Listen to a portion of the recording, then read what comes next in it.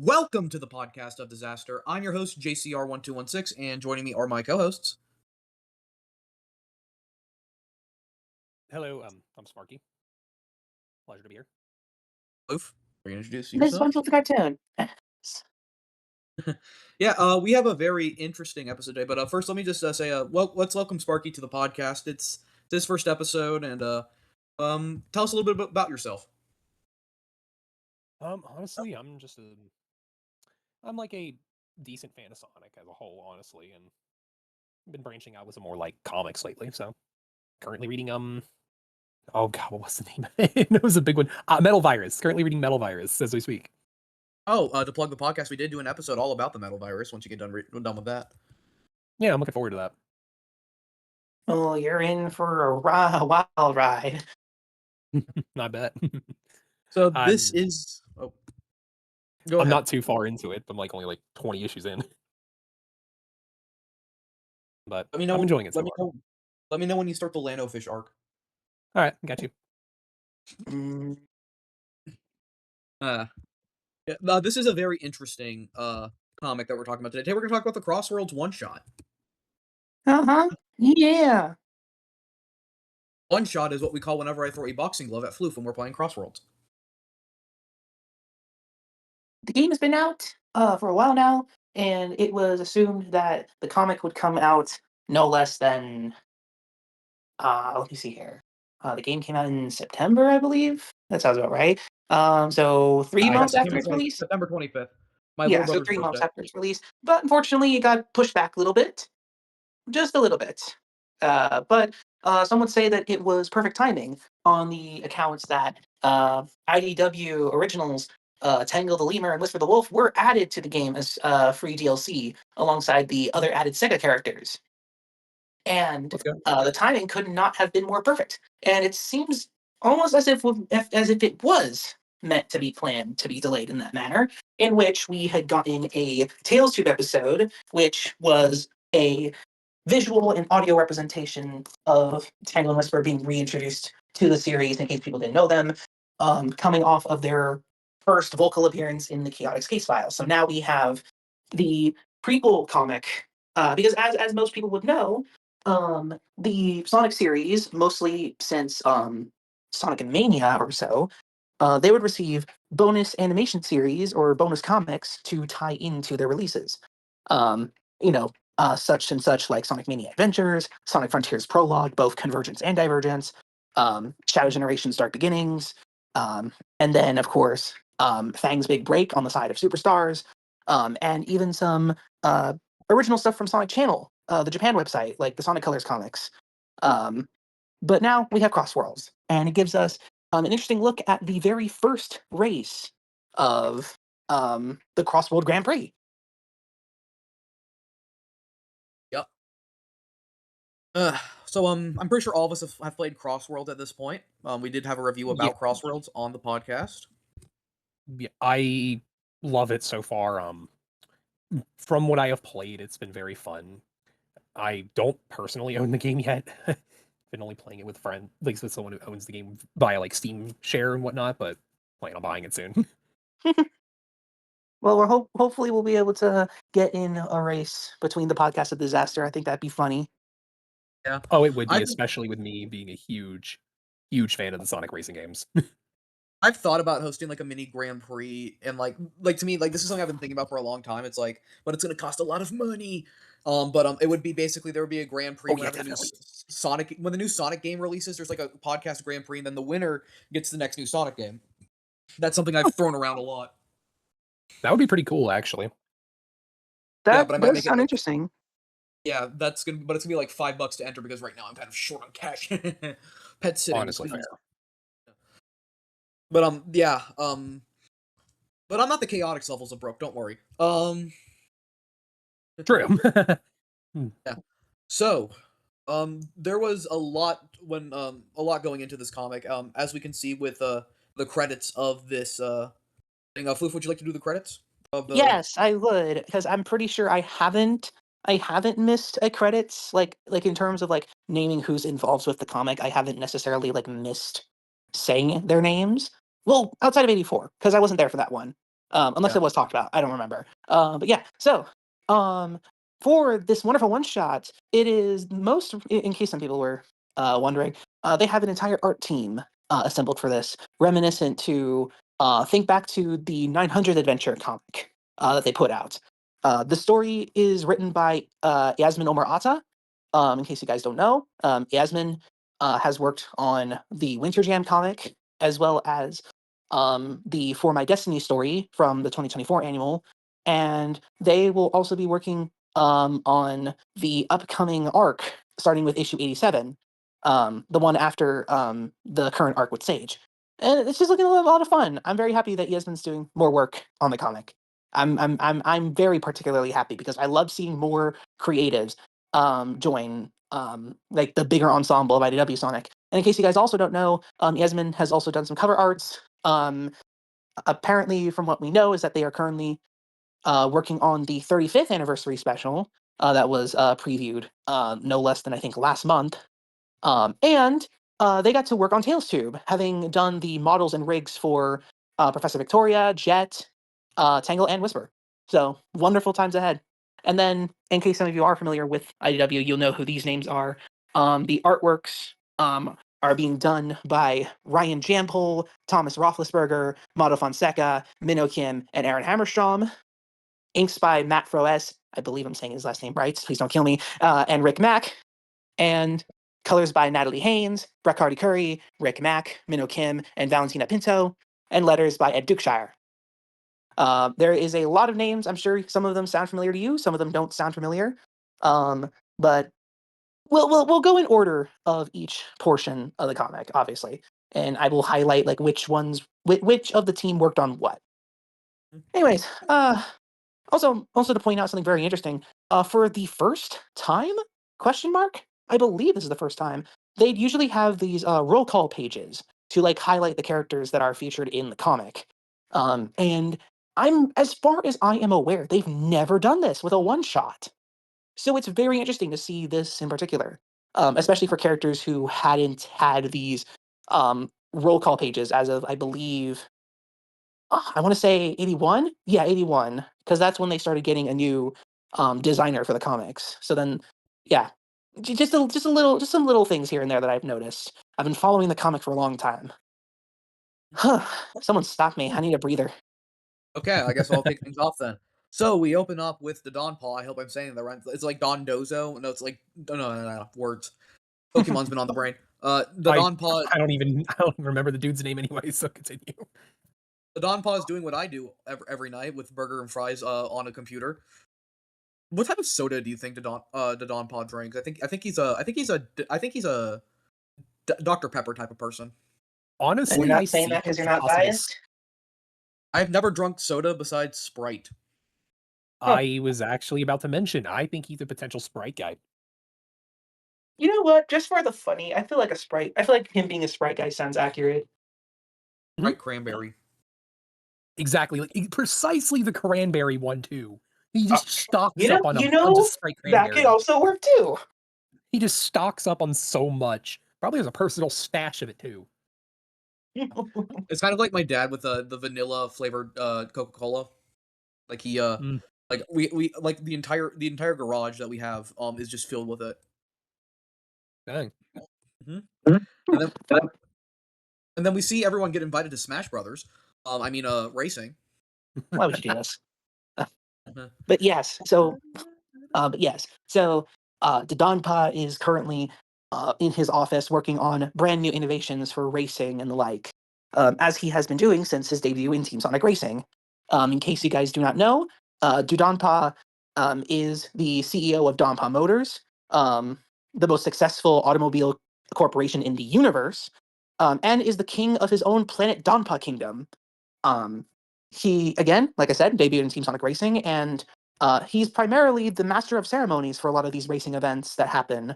That is essentially what teams. That's essentially what he was created for in Team Sonic Racing and now in Crossworld. It's like you have like these big World Grand Prix, and that is pretty much he'll pretty much be there. Um, some racing events don't always have to be under the Donpa. If some of you remember the clean sweepstakes from IDW Sonic, but most of the time it's this Tanuki, and well, I know I saw a lot of funny jokes online when the preview pages came out. Is that his company had basically informed of him that the latest innovation that they have discovered, the travel rings, are set to be used in his next race, and that's exactly what he does. Inviting all the participants, and they arrive at E Stadium. Players of Sonic Racing Crossworlds will recognize E Stadium almost instantly. Yeah. I do wonder though how Dodonpa learned about Tangle and Whisper. Same way he learned about Sonic and the others in Team Sonic Racing. Hmm. I was curious. The one thing I'm like curious about for when it comes to the whole Crossworlds in general is how does the Donpa know about the non-Sonic characters like Joker and Ichiban? Fan fiction. Yeah, Eh, aside from Tangle and Whisper, anyone outside of the Sonic cast do not count in this particularly. They're not canon. okay. I was very curious about that. Like they're like obviously the Sega characters are added. Obviously, it's like a big racing game in Sonic's history, as well as like all the promotional DLC, the crossovers and such. Like obviously, it's like you can play as them no matter what. It's like it's just part of the video game. Like in terms Fair of like enough. the Sonic cast, like there's a reason why only those characters show up in the prequel comic, and those characters have the rival dialogue. And yes, I know, as many of us know, Tangle and Whisper aren't voiced, but their inclusion in Crossworlds is canon. If you've seen the latest Tales tube. Yeah. It does make Yes, me. which It I does have make me. witnessed. It was incredible. Yeah, so Tangle and Whisper are the exception here. Um, Although some characters also are kind of a weird exception, Knight technically exists in Sonic's world as Mhm. the same being that it is. Knightopia, in case anyone's ever played those games or knows anything about Knights to begin with. Knights is also an exception. Plus, they are a Sonic Team creation. Their games are published by Sonic Team, created by Sonic Team, mind you. Um, Hmm. Hatsune Miku might also be a weird exception, but I don't have the brain capacity to go into that. Um, I'm just going to Everyone put it in simple else, terms for it's every viewer here. Any version of Hatsune Miku's canon. That's all yeah. you need I to know. mean, it's just safer to say that, especially since like That's what, all you need to um, know. Just not especially going like in what detail. the animal people, they have their own Hatsune Miku as well. Mhm. So yeah. But like any of the other characters, it doesn't really count for them, unfortunately. And also, Werehog and the Sonic Prime characters are a really weird middle ground that I am not going to get myself into. I just Why not kind of Floof? consider it Inception multiverse us. shenanigans. Inception us, Floof. No, no, I'm not. Anyways, so our current cast that has come to join us is Sonic, Tails, Amy, Tangle, Whisper, Rouge, Shadow, Omega, and the Babylon Rogues. They're all in this because they're intrigued by multiple things, honestly. Just being part of the race, Dodonpa's newest technology within the travel rings, or the prize he promised. We'll get to that at the end. Speaking of Everyone just prizes, kind of. Oh, what was that? speaking of prizes, what would you rather have as a prize? Unlimited bacon but no games, or unlimited games but no games? That's a Unlimited games, very but no interesting question you games. got there. Hmm. Unlimited games, but no games. Hmm. Oh, they actually gave an actual answer. All right then. So, but speaking The of fact of speaking of, having unlimited games with no games. it's a Bacon's J the only flat joke. choice. Bacon's the only choice. Yeah, so we Love have the Shat. reference though. Yeah, so we have Knuckles trapped in a Shadow 05X Eggman box, Huh. along with Big. The only one that's noticed that. So yeah, some characters weren't able to make it despite being invited by Dodonpa. Knuckles and Big in particular. As we know, they are featured in the Crossworld Grand Prix. They do show up. However, Knuckles is helping Big find Froggy. So until that they do arrive, they are watching from live stream. And then almost immediately we get into Sonic getting, of course, berated by Jet the Hawk until Sonic directs his attention over to Shadow, and it is now a very interesting triangle rivalry that has assembled here for the Cross World Grand Prix beta test race. And in case some of you folks may happen to know the particular point in which I'm talking about Sonic Jet and Shadow, you will know that nothing else happened. Absolutely nothing wrong happened that day. Nope, nothing at all. We can Nothing move wrong. on Oh, to 'Cause where the race nothing begins and not talk happened. about anything else except, obviously give your praises to the wonderful team who worked on this because they so deserve all the praise and all the kind comments and only the kind comments. yes. We here at the Podcast of Disaster support all the artists and the writers who work on IDW Sonic. And the race begins! Yay! And it's really fun to see all the little cars and the extreme gears that are chosen. Pretty much everything that is associated with the characters. Uh, Sonic and the Speedster Lightning, Tangle and the Hot Hatch, Cream and the Little Lady, Tails and the Whirlwind Sport, Amy and the Pink Cabriolet, Whisper and the Wispon Booster, the Dark Reaper for Shadow, the Type J Iota, the Type S Stream, the Type W Windy, the Cross Dozer for Omega, and the Lip Spider for Rouge. It's all wonderful references to cars that they have and extreme gear that they have and just all the machines ever. It just makes me very happy to see them in the comic. Yeah. Uh, and we get to see some fun banter, but with Jet calling Shadow, Sadness the Hedgehog. Yeah, That is by this point, you do see that rivalries are forming between Team Dark and the Babylon Rogues, which is honestly the highlight of this comic for me. One of the highlights of this comic for me. Yeah. It's nice to see some Team Dark and Babylon Rogue's synergy, and then we see Sonic absolutely experiencing the average online experience with getting jumped on and then getting your cart sliced in half. Yep, Shadow and Jet ganged up on Sonic, and like that was kind of what I was hoping. I was kind of hoping Sonic would get attacked by some of the items that Didonpa had, but it was like this was even better. Um, and on top of that, you'll also see that yeah, everyone just kind of is like talking to each other, bantering about checking out their surroundings and everything. Sonic is like now trying to get up with Jet and Shadow, but now it's like, oh no, we thought it was going to be with Sonic and Shadow for the most part. Nah, it's Jet and Shadow. And it's like, yeah, it's like you were saying, JCR. It's like, this is something we haven't seen since Sonic Free Riders, which is, Oh, yeah, we have not seen Team Dark. Heck, well, during Free Riders, they had, Shadow and Rouge went there without Omega, and they had E10000B with them during those races. So heck, this is a first for Omega to interact with another power type like Storm. and that's one of like the more neater things about this comic. I'm man. But we do get to see some Wave and Rouge interaction, which is nice. I see people saying that they want more of their dynamic, and I can see why because they're pretty fun. They are. They genuinely have a fun like interactions with the two. Like it's fun. It is very amusing as it goes on, especially like yeah, like Jet and Storm are going up against each other head to head. Jet and Storm? Jet and Shadow. Oh gosh, sorry, I was looking at the wrong page. Jet and Shadow are going up against each other head to head, and Storm takes notice of this, and it's like he needs to do all he can to protect Jet, but Omega gets in his way, and then Rouge and Wave are now just like they're comparing each of their boys, and yeah, and then they start to go at each other too. Um, it's just very fun. It's very fun. Yeah, Um, and then we all get Eggman. yes. So Jet was in first, so he chose which way the crossroad was going to, and we ended up in Dinosaur Jungle, which is honestly, it's very, very cool seeing all these characters react to the world of the That's Arabian Secret Rings, Nights. right? Yes, Dinosaur Jungle is from Secret Rings. I think this is So the it is second time we've seen Secret Rings rep in an IDW comic. yes. And it's so fun to It's see the honestly characters great seeing actually it. interacting to it and such. What was that? It's honestly great seeing like some more like Secret Rings rep. Of course, I was very much happy to see Dinosaur Jungle showing up. And while it isn't technically like explicitly stated, Kraken Bay is also apparently a reference to Secret Rings. Um, but that doesn't show up here in the comic. We have dinosaurs. But yeah, as JCR had mentioned, Big and Knuckles did manage to find Froggy, but Knuckles took note of something as he was watching the stream, and lo and behold, Eggman has crashed the party. Um, in his signature machine, of course, the Egg Drillster Mark II, but towing behind him are Orbot and Cubot in the Retro Future machine, which is a very cute reference. I absolutely love that. In case you guys do not know, at the end of Crossworlds, when you complete all of the Grand Prix, you're treated to the credit scene, and you can see Orbot and Cubot watching the credits in the Retro Future.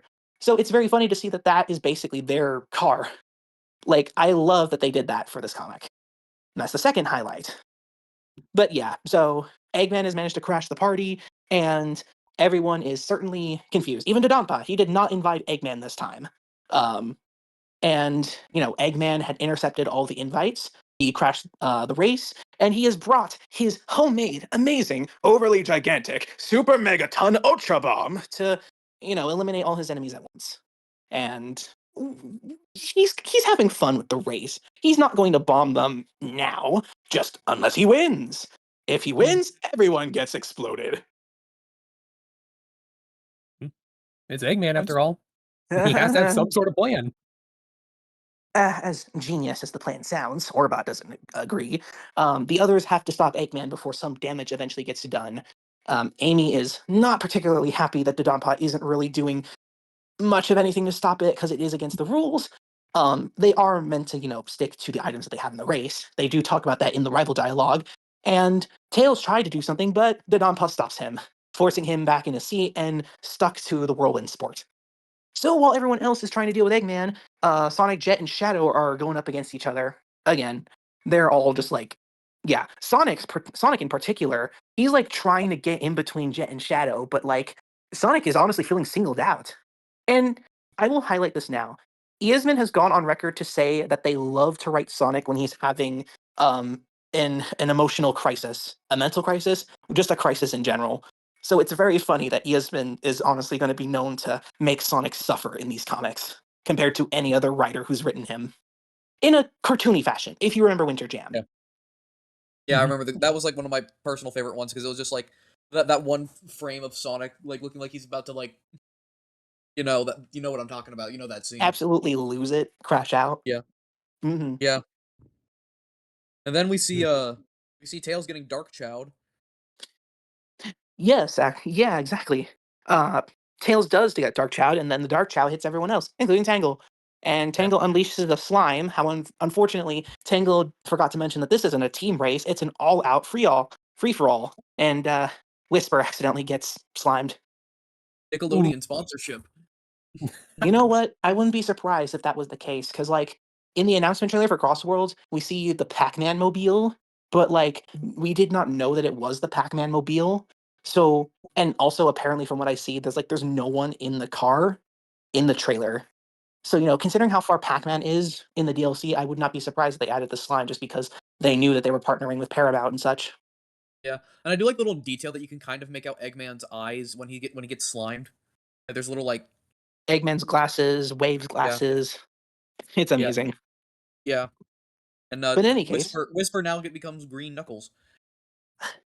One of my friends' friend, one of my friends from college, his friend, absolutely just started a whole trend of just Green Whisper, and now they're just editing past Whisper panels to make her green, and it's so funny. Oh, like Bald Tangle.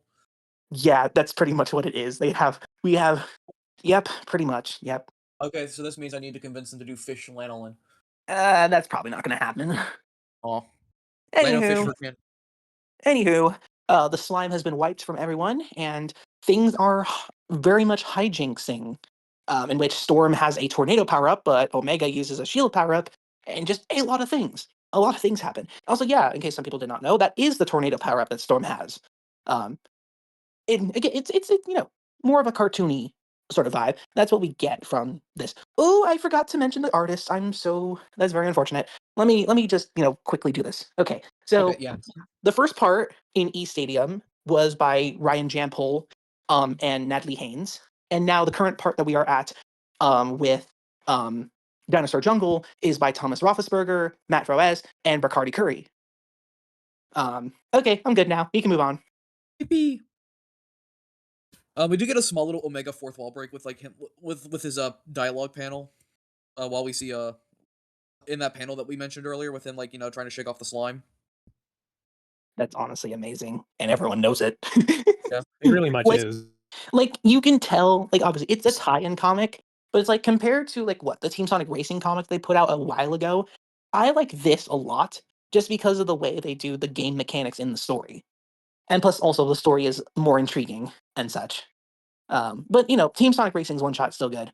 I'm totally not biased, and also Mm. there is just the fact that the Crossworlds comic is going to be collected in the volume books, which is the official reading order. So yeah. Yeah. But Also anywho, something. Yeah. We do get an update on the race. We see Shadows in first. As they get into one of the final stretches. however, something's gone wrong. So after Rouge and Wave have initiated their rivalry once again, and Shadow chooses the Crossworld, something's wrong here. The Donpa notices that the travel rings were supposed to bring them all back to the stadium, but it seems that there's more travel rings in between. So now we have a.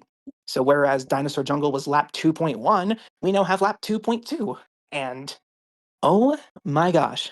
So this next segment, which was drawn by Mato Fonseca and Rick Mack, is my favorite. I am being dead with you all. I don't know if we can curse on stream. Yes, we can. We can. Oh, okay. Remember, I the am podcast being is PG-16. wonderful. I am being dead ass with you all right now. This part is my favorite from the comic. I did not know about a lot of us did not know of if like what we were going to be seeing out of this comic. And with the fact that the credits previewed before the preview pages, I'd assumed, oh, they're going to be traveling through the Crossworld, so like it's obvious that they're going to be doing different artists for each one. Moto and Rick got the best one. Here we have Hidden World from the Lost Hex. In case you guys do not remember or do not know, Hidden World is the after story stage from Sonic Lost World, which was Ooh. miraculously brought into Crossworlds and even given lore through the rival dialogue. And the fact that it's here in this comic just makes me so happy. Like, it did not need to show up or want to show up or how to show up or however you want to spin it, but I am winning. I win. No cap, no bias, no clickbait. Yeah, I'm pretty dang happy. Yeah, the only good thing from Lost World. Well, depending on who you talk to. Anywho, so as the race progresses, the characters are going through Hidden World, and yeah, Eggman is getting complaints from Orbot and Cubot, so they just need to power through it all. Yeah. Then we see them head off to Casino Park, where we find out that Tangle is in 11th place. Oh, I didn't realize we were going to be jumping that far. Oh, I thought we were there. I thought we were there because we were going through the. Well, no, I was going to highlight the fact that, like, yeah, after Orbot and Cubot get berated by Eggman once again, they're getting tired of holding the bomb. Sonic is like now trying to rival up with Jet, but now once again it's between Jet and Shadow, and Sonic is getting singled out again. Like, it's just very amusing how this happens. Like, this is karma for you, Sonic. This is what happens when you ignore Jet. He's gonna go after your other rival. But yes, so they made it to the other Crossworld travel ring, and I'm just going to highlight it right now. Seeing the Baku Baku up there. In case you guys don't know, there's a bunch of fuzzy little Pac-Man looking creatures that live in Hidden World. They're called Baku Baku, and I just love seeing them. Like, they are like the highlight for that stage for me. It's why I even love it in the first place. So seeing it in the comic, just my god, just I don't even know if anyone from IDW will be listening to this, but like, let it be known. Thank you, Mato Fonseca and Rick Mack. Just genuinely. Honestly, I agree. They did such an incredible job. But yes. I really do love the style here, and I will give props because even though I'm the number one Lost World hater, I do love all of the stuff that we see from this part of the comic. It is really beautiful. And then yes, as you did say, JCR, we are now in lap 2.3 as we have ended up in Casino Park. And funny enough, Roulette Road was hinted to show up in the comic. In the Supersonic Monthly Update column by the Aped comic website, they've been doing a collaboration with IDW, Sonic, and Sega to do preview pages and a Q&A with the Sonic editorial team. They had hinted in a question that I asked, that Roulette Road would be showing up in the comics enough, and I kind of guessed and put two and two together, and look where we are. But yeah, everyone is trying to fight for the first place spot. As you can see, Jet and Shadow, Sonic and Amy, Omega and Storm, Wave and Rouge. Tails is up there somewhere, and then Whisper's also up there too. But Tangle and Cream are falling behind a bit. However, there is a way that they're able to get caught up. Unfortunately, Monster truck. It's something that most players will know. PTSD time, everyone. Cream and Cheese have a monster truck. Oh yeah, boy. this reminds me. Cliff, I don't know if you remember, but back at Sonic Revo, back in like November, during the Grand Prix races, I would mess with everyone. I would have the monster truck starter. I used it a lot, and it got to a point where they actually put it on the no list of things you can't have in the race because everyone would just oh no. I'm like yes.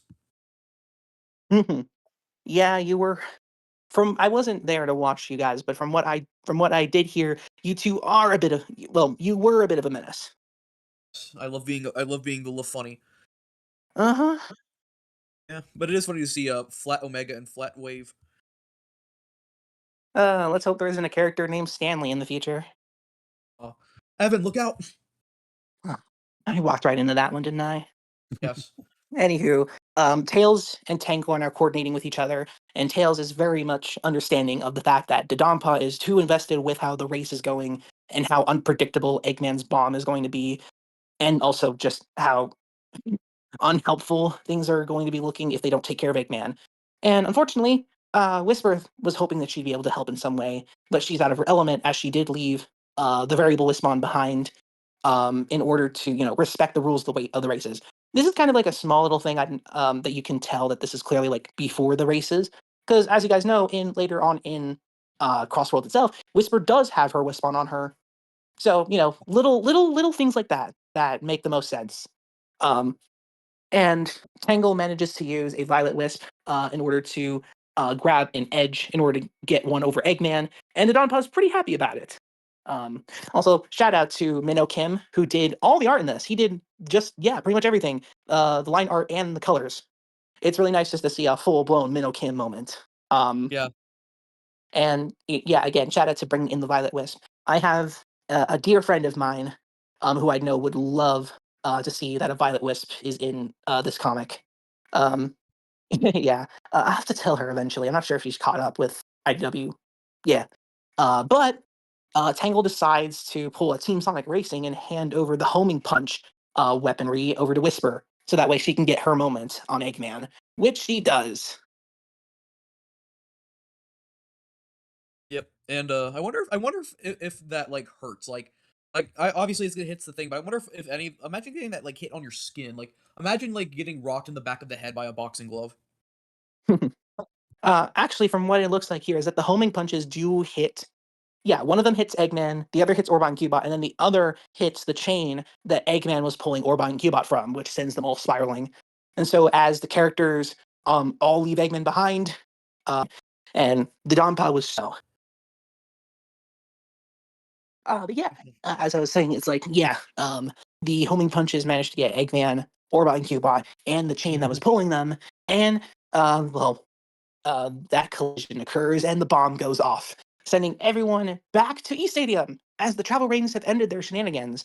And now that they are back, we now end off the comic being drawn by Aaron Hammerstrom, inks by Matt Froes, and colors by Valentina Pinto. And I'm gonna say it now. I'm starting to realize if I'm saying Aaron's name wrong. I've heard Hammerstrom. And Hammerstrom. that'll come to bite me in the tail later. Um, I've never heard his name get said vocally, so I'll have to figure that out later.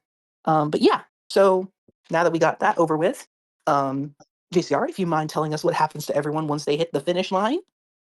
A gigantic clusterfuck. I think that's the right word to describe it. Would you Yeah, I'd agree, agree. fellas? Yeah. Honestly, I agree.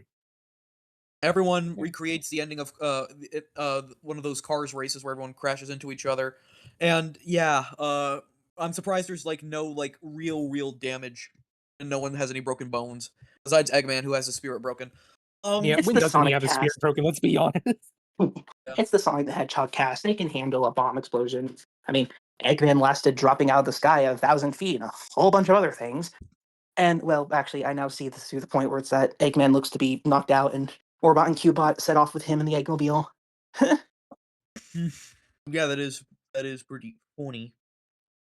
But yeah, so with that, we now come to Dodonpa arriving to see everybody.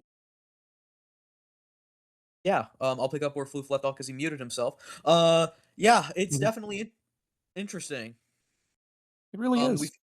yeah we find out that everyone tied, which makes everybody crash out, Yep, which and is pretty rightfully much so.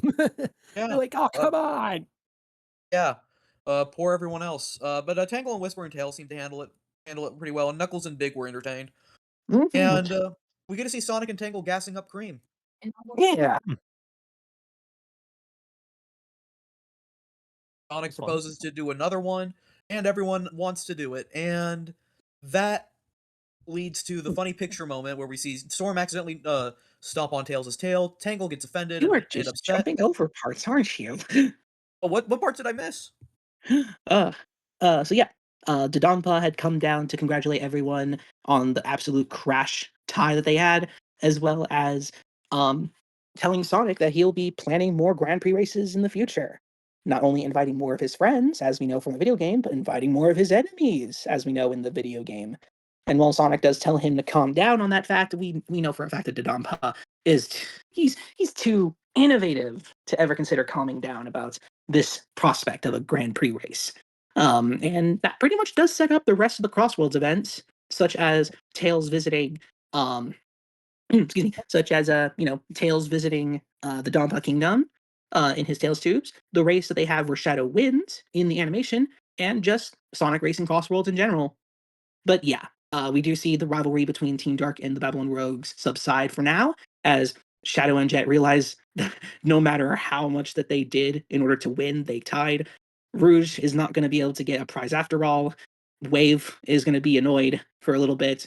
Omega failed a mission, and Storm couldn't protect Jet like he wanted to.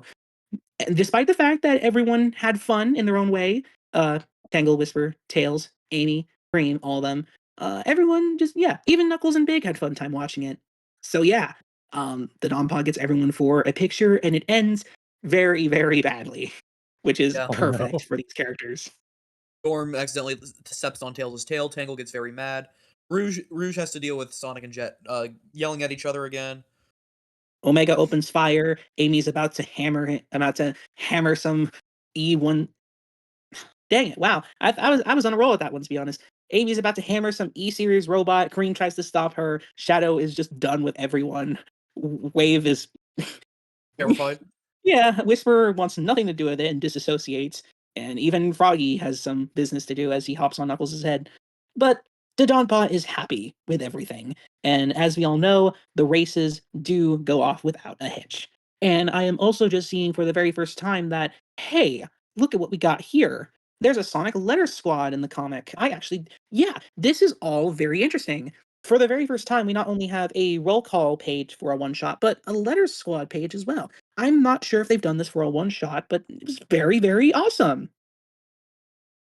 Yeah, it is. It is really nice. It's nice to see artwork done here. If I was any good at drawing, I would submit myself to do it. But at the same time, yeah, words. But yeah, that will end off the chaotic Sonic Racing Crossworlds one shot. What are your guys' thoughts on it? Honestly, it was really good. Yeah, it was really fun, and there definitely wasn't any overreactions on any social media site. Nope, there absolutely wasn't. Mhm. And I can also confidently say that it was just the most fun with a comic I've had in a little bit. Like, I love the IDW comics and I will always have fun with it, but for some reason, Yasmin Omar Atta has some really great stories, and they only started like most recently. Uh, and I can't wait to see what else they get to do in the future with the other creatives of IDW Sonic. And I only wish just the wholehearted best. I want to meet Yasmin because this was just so much fun. Um, like, just genuinely, absolutely so much fun. And yeah, I hope we I and I've said it before, now that we've gotten the appearance of tracks such as East Stadium, Dinosaur Jungle, Hidden World, and Roulette Road, I hope that a lot of the Crossworlds locations do show up in the comics. Like, I know that I know, it's a double I know. Hope that doesn't turn into a negative. I know that a couple of friends of mine have talked about wanting to see Colorful Mall show up in the comics as a setting. Not, outside of the races, just like a busy mall setting for the characters to hang out in. And I think that'd be great.